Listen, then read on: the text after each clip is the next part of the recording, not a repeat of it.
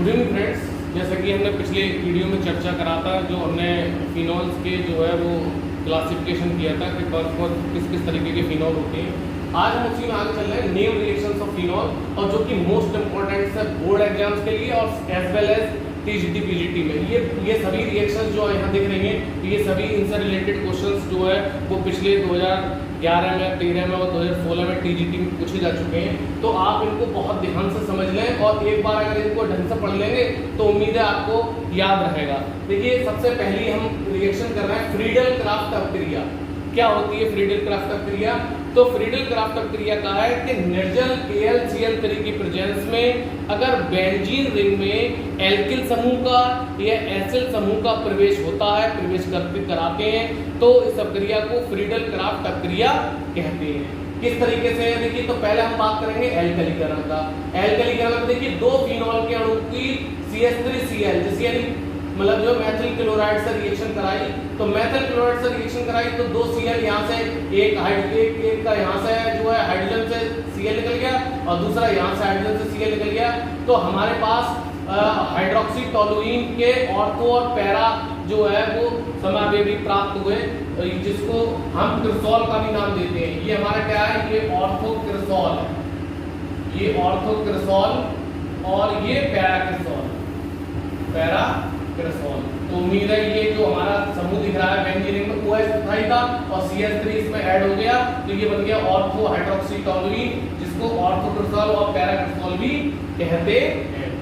दूसरा हमारा है एसिलीकरण। एसिलीकरण का मतलब क्या है? देखिए, ये जो समूह है CH3CO, ये हमारा जो समूह है इसको एसिल समूह कहा जाता है। तो यहाँ पर वही क्रिया है, एक H निकल के एक Cl से HCl निकल गया, ये भी निर्जल AlCl3 की प्रेजेंस में जब होती है तो COCl3 जो समूह इसमें ऐड हो गया, तो ऑर्थो हाइड्रोक्सी एसिटोफिनोन या पैरा हाइड्रोक्सी एसिटोफिनोन का जो है वो मिश्रण हमें यहाँ पर प्राप्त होता है। उम्मीद है आपको फ्रीडल क्राफ्ट अभिक्रिया समझ में आ गई होगी, और ये सभी अभिक्रियाएं बहुत इंपॉर्टेंट है, एक एक अभिक्रिया आपको बहुत ध्यान से पढ़नी है। दूसरी रिएक्शन है कोल्बे-श्मिट अभिक्रिया। देखिए, कोल्बे-श्मिट अभिक्रिया में क्या होता है कि क्षार की उपस्थिति में फिनॉल को जब गर्म करते हैं तो ये हमारा सोडियम फिनॉक्साइड आयन हमें प्राप्त होता है। अब इसको उच्च दाब 4 से 8 एटमॉस्फेयर और 140 डिग्री सेंटीग्रेड पर जब हम CO2 के साथ अमृत कराते हैं और जो हमें उत्पाद प्राप्त होता है उसका अम्लीय माध्यम में जल अपघटन कराते हैं, तो हमें सैलिसिलिक अम्ल प्राप्त होता है, जिसको हम ऑर्थो हाइड्रोक्सी बेंजोइक अम्ल भी कह सकते हैं। यानी कोल्बे-श्मिट अभिक्रिया में जो वो फिनॉल से हमें क्या प्राप्त होता है? सैलिसिलिक अम्ल प्राप्त होता है। ठीक है। तीसरी रिएक्शन जो है वो रायमर-टीमैन अभिक्रिया है। ये भी बहुत इंपॉर्टेंट है, कई एग्जाम में पीछे 2016 में 2013 में आए हुए हैं। इसमें क्या होता है? देखिए, फिनॉल की रिएक्शन क्षार की उपस्थिति में यानी NaOH या KOH की उपस्थिति में क्लोरोफॉर्म से CH3 क्लोरोफॉर्म से अभिक्रिया कराते हैं 60 से 70 डिग्री सेंटीग्रेड पर।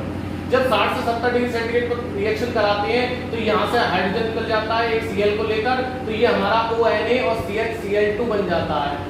आप इसकी रिएक्शन जब NaOH से पुनः कराते हैं तो एक NaCl और निकल जाता है, और हमारा कंपाउंड जो है वो हमारा क्या बनता है?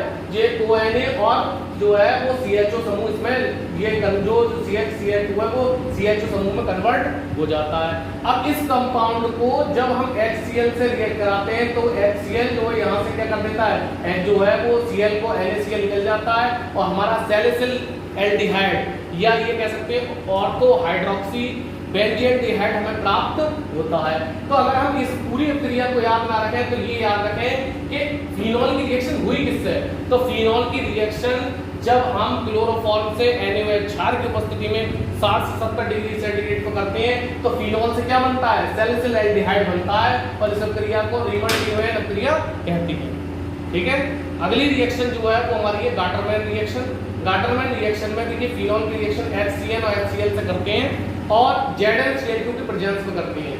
जब इससे रिएक्ट करते हैं तो ये हमारा जो कंपाउंड बनता है, इस कंपाउंड का जब जल अपघटन करते हैं तो NH3 निकल जाता है और सैलिसिल एल्डिहाइड बन जाता है। तो ये हमारी कैसी थी? गाटरमैन अभिक्रिया। लास्ट जो है वो डफ रिएक्शन। देखिए, डफ रिएक्शन में क्या है? फिनॉल की अभिक्रिया जो है वो NaOH की प्रेजेंस में हेक्सा मेथिलीन और टेट्रा एमीन से जब रिएक्शन कराते हैं तो हमारा सैलिसिल एल्डिहाइड बनता है। ये बहुत इंपॉर्टेंट रिएक्शन है, क्योंकि ये वाला जो कंपाउंड है ये हम भूल जाते हैं, हेक्सामेथिलीन टेट्राएमीन। रिएक्शन के बाद जो छठी रिएक्शन है वो है युग्मन क्रिया। देखिए युग्मन क्रिया क्या होती है, ये जो कंपाउंड आप देख रहे हैं इसका नाम है बेंजीन डाइज़ोनियम क्लोराइड। बेंजीन डाइज़ोनियम क्लोराइड जब क्षार की उपस्थिति में 30 डिग्री सेंटीग्रेड पर फिनॉल से रिएक्ट करता है तो इसका एक H एक Cl के साथ रिएक्ट करके क्या बना देता है, HCl बन जाता है। अब ये बेंजीन इस N से जब कनेक्ट होता है तो हमारे पास जो कंपाउंड बनता है उसका नाम है पैरा हाइड्रोक्सी एजो बेंजीन। ये नारंगी लाल रंग का जो है वो हमारा एक रंजक होता है, अर्थात ये कलर करने में डाई के रूप में यूज किया जाता है। ठीक है, तो ये हमारी छठी नेम रिएक्शन हो गई। इसके बाद जो अगली है, ये जो आप देख रहे हैं थैलिक एनहाइड्राइड के साथ क्रिया है नाइट्रीकरण, ये नेम रिएक्शंस नहीं है, लेकिन ये बोर्ड एग्जाम्स में इन यौगिकों को बहुत पूछा जाता है, इसलिए मैंने इनको इसी में इंक्लूड कर दिया है ताकि एक ही वीडियो में आपको जितनी भी रिएक्शंस बोर्ड में पूछी जाती हैं, कॉम्पिटिशंस में पूछी जाती हैं, वो सारी एक साथ मिल जाए। देखिए थैलिक एनहाइड्राइड के संग अपक्रिया का मतलब क्या है, ये जो आप कंपाउंड देख रहे हैं ये वाला, ये हमारा थैलिक एनहाइड्राइड है। इसकी रिएक्शन फिनॉल के जब दो अणुओं से की जाती है तो फिनॉल के दो पैरा पोजीशन पर मौजूद जो हाइड्रोजन है वो इस ऑक्सीजन से रिएक्ट करके H2 क्या हो जाता है, निकल जाता है। यह क्रिया सांद्र H2SO4 की प्रेजेंस में की जाती है। तो ये जो दोनों बेंजीन हैं ये इस कार्बन से क्या हो जाते हैं, जुड़ जाते हैं। आप देख रहे हैं यहाँ पर ये जुड़ गए और इस यौगिक का नाम है फिनोप्थेलिन। ये एक सूचक का कार्य करता है। सूचक मतलब इंडिकेटर, आप समझ ही रहे होंगे। सूचक का मतलब होता है यह अम्लीय माध्यम में अलग और क्षारीय माध्यम में अलग रंग प्रदर्शित करता है, अर्थात ये सूचना देता है कि कौन सा विलेन अम्लीय है और कौन सा क्षारीय है। तो ये जो कंपाउंड है ये कॉम्पिटिशन में बहुत पूछा जाता है, ये किससे बनाया जाता है, कैसे बनाया जाता है, तो ये सारी पूरी रिएक्शन आपको बहुत पता होना चाहिए। इसके बाद नेक्स्ट जो है वो है नाइट्रीकरण। नाइट्रीकरण क्या है कि फिनॉल का जब सांद्र HNO3 से सांद्र H2SO4 की प्रेजेंस में जब गर्म किया जाता है तो ये ऑर्थो और पैरा पोजीशंस पर नाइट्रो ग्रुप अटैच हो जाता है, जैसे कि आप देख रहे हैं। और इस कंपाउंड को हम जो है 2,4,6 ट्राइनाइट्रोफिनॉल, ये सामान्य नाम जो है इसका पिक्रिक अम्ल है। यह पीले रंग का एक क्रिस्टलीय ठोस है जिसका मेल्टिंग पॉइंट 122 डिग्री सेंटीग्रेड है। तो पिक्रिक अम्ल जो है वो बोर्ड एग्जाम में बहुत पूछा जाता है, कैसे प्राप्त करोगे फिनॉल से पिक्रिक अम्ल। इस तरीके से नेम मतलब जो है रिएक्शन जो है वो कन्वर्जेंस में इसको पूछा जाता है। तो ये दोनों खास तौर से ये वाली और ये वाली रिएक्शन से इनको आपको विशेष ध्यान देना है बोर्ड एग्जामिनेशन के लिए। Thank you.